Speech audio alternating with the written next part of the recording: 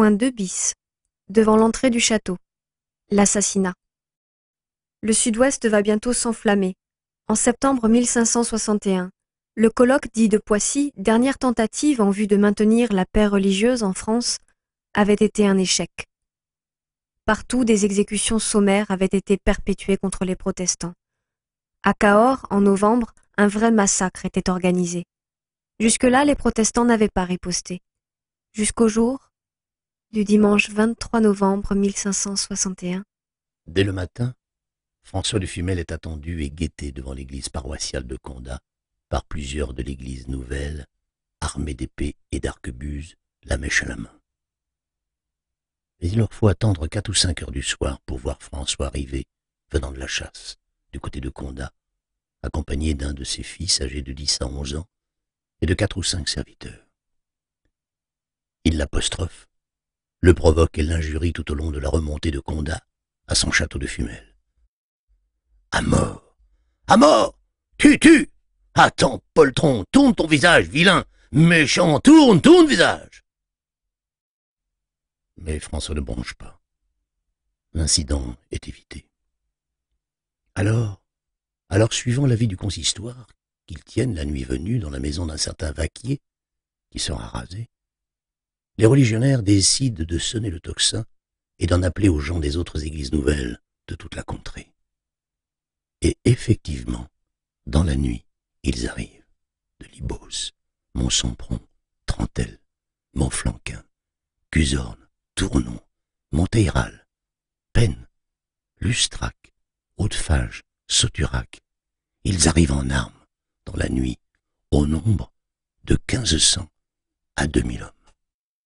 Plusieurs arquebusades sont tirées vers le château, et nul n'en sort sans être arrêté.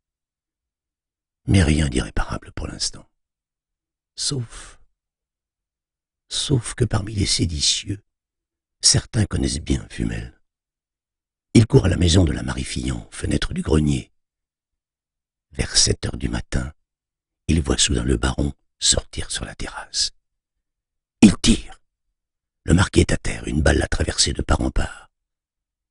Son épouse fait vite envoyer des serviteurs par la ville pour quérir chirurgiens, prêtres et notaires pour venir penser, administrer les sacrements et recevoir le testament du baron. Ces derniers sont battus, blessés et constitués prisonniers. Aucune aide ne viendra de l'extérieur. Vers 1 heure de l'après-midi, les protestants mettent le feu à la porte principale du château, puis rompent encore une autre grande porte à coups de hache. Ils demandent à parlementer. D'une fenêtre haute, la dame de Fumel leur répond « Mon mari est déjà mort. Que voulez-vous de plus ?» Ils lui répondent qu'ils veulent le voir et l'emmener prisonnier, et levant leurs mains lui promettent, à foi de fidèles, qu'ils ne lui feront aucun mal. Ils brûlent et enfoncent la porte. Et arrivent jusque dans la chambre où gît près de sa femme et de ses enfants le baron. Ils arrachent les draps pour voir la blessure. L'un d'eux y enfonce 2 de ses doigts. Puis ils le tirent par les pieds, le font tomber sur le carreau, ils le dépouillent, le battent et le flagellent longuement avec des nerfs de bœuf. Voyant cela, son épouse se jette sur son corps, d'où les meurtriers l'extirpent par les cheveux en criant « À la clouque et au poulet, il faut tout tuer et que la race s'en perde !» L'ayant ainsi blessé et ôté de sur le corps de son mari, ils tirèrent sur le marquis une infinité d'arquebusades et de pistolades. Puis d'autres s'acharnèrent avec des dagues et des épées. Et bien qu'il soit mort, un nommé l'hôte d'Elcat, boucher de Libos, lui tranche la gorge avec un grand couteau de boucher. Tant d'humiliation, tant de haine. Les protestants sont vengés.